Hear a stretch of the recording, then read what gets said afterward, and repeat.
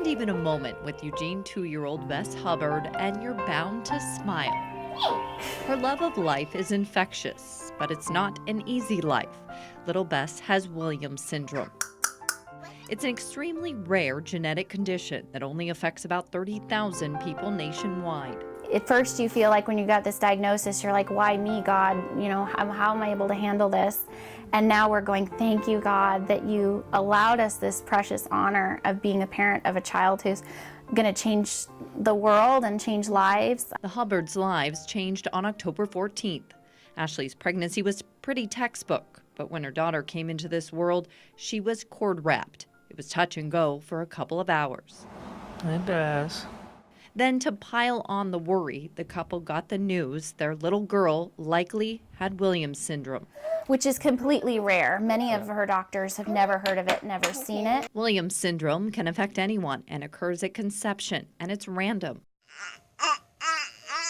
Those diagnosed share similar facial features, suffer from cardiovascular problems, and developmental delays. Kids with Williams syndrome will have a pixie nose. They will have a wider space on their nose right here. They'll be shorter in stature, usually tiny. And the key part of the Williams syndrome diagnosis, unfortunately, is the cardiac issues. I think she's a rare bird in the already rare syndrome.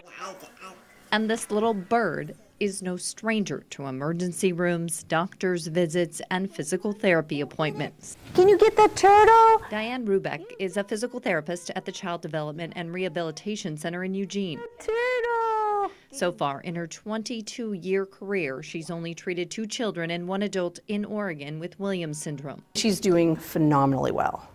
I'm very pleased to see her progress.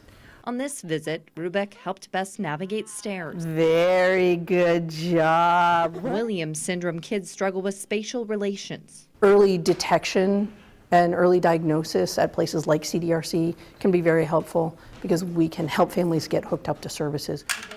One of Bess's doctors, Mario Peterson, a clinical professor with OHSU, says most Williams syndrome children have life-threatening cardiovascular problems. So you have a child that, if not diagnosed, can go with a heart condition that can really put them at risk if they need anesthesia.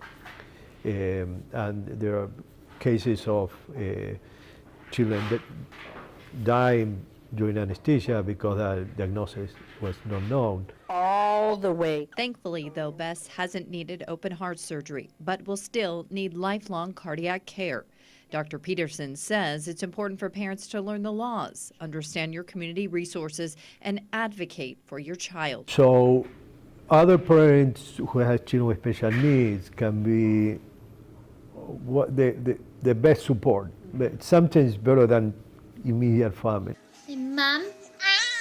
It took about 9 months for the Hubbards to share Bess's diagnosis. And when we did, it was like a floodgate came open. I knew, and Bo knew, that now that we're sharing, we can't stop. Like, we have to share as much as we can. She's now a part of a Facebook group, We Ones with Williams syndrome. And she's connected with kids across the globe, meeting friends as far away as Ireland. Despite the setbacks, Williams syndrome kids tend to be more social, friendly, and endearing. She immediately loved our news cameras. Who knows? Maybe a future reporter. You know, through all the good times and the bad times, it's just we're blessed to be able to be her parents. There's also the financial impact. Insurance covers some of the diagnosis, but like most special needs parents, there's more time needed off work. Often we talk about it's not milestones, it's inch stones. A special girl, encouraging us all to look for understanding in what we may not know and smile just a little more.